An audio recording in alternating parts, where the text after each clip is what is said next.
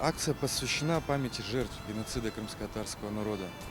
Каждый должен помнить тот ужас, который перенесли наши дедушки, бабушки и наш народ. Главная цель акции, чтобы каждый помнил об этом чудовищном преступлении, в результате которого погибла почти половина нашего народа. Мы просим людей уделить немного времени и опубликовать на своей странице Facebook, Instagram фото, по возможности старое фото родного человека, депортированного в 1944 году из Крыма.